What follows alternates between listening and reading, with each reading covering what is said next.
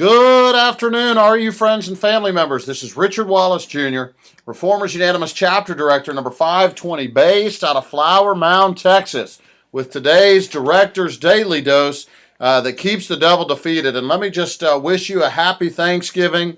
We've been busy about being downtown, inviting people out, our homeless guests, to the day after Thanksgiving feast. In fact, I had a dose over halfway recorded just the other day, I think on Friday, when my sister buzzed in and ruined the whole thing. But I was able to have a great conversation with one of the students here at Temple. But hey, we're gearing up for this day after Thanksgiving feast. And of course, as I've mentioned in doses gone by, the mood downtown is a little bit different than in other years.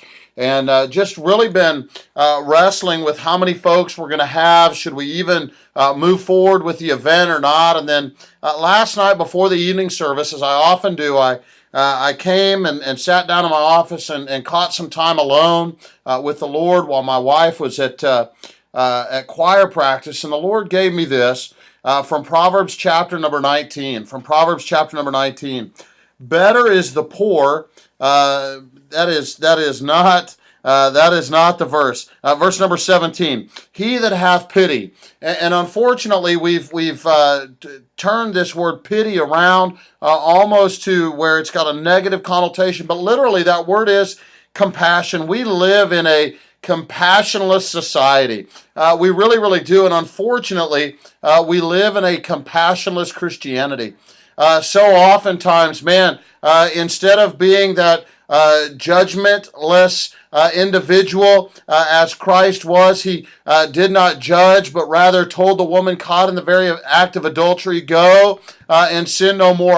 I don't condemn you. Go and sin no more. He that hath pity, that word is compassion, or he that is compassionate upon the poor. And by the way, that word poor has so many more connotations than just what we think about with homelessness and just about what we think about with those who are in abject poverty. Of course, we know that the word poor in and of itself actually means destitute. And so we are to pity people that are destitute spiritually. We're to pity or have compassion on people that are destitute spiritually or physically or emotionally in all of those things. And the Bible goes on to say, he that has pity upon the poor lendeth, listen, when we are compassionate towards poor people, we are not lending our time to the poor people, but rather the Bible tells us in this verse that we are lending to the Lord.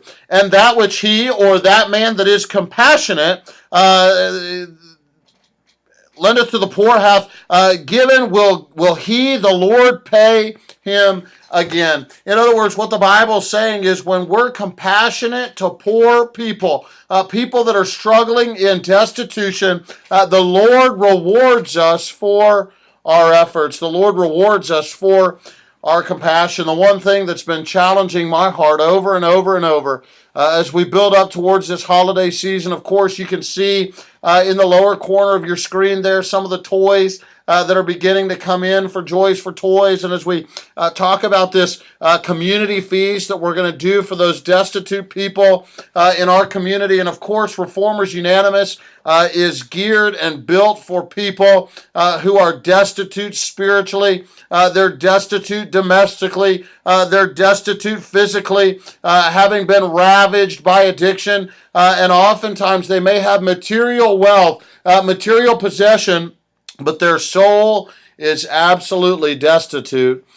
And really, when we do those things, God says, listen, of course you're going to be a blessing to those people whose lives you touch. But the greatest blessing is that God is going to come back and reward us for that which we give. Of course, we can never outgive God. We can't outgive him with our time. We can't outgive him with our talent. We can't outgive him with our touch, but it all comes back to this thing of how we view people. You know, in the Lord Jesus Christ, the God incarnate, God-man, the Son of God, you know, the way he saw the people of the children of Israel when he was going to teach them was he saw them, listen, not in condemnation, not in shame, not failing, not fledgling, but rather simply as sheep that had no shepherd. And boy, we know the good shepherd. And there are so many people that just need to have their lives and their souls and their families and their finances just shepherded towards the Lord Jesus Christ. May that be you and I. It's my prayer for this season. Happy Thanksgiving. God bless you all.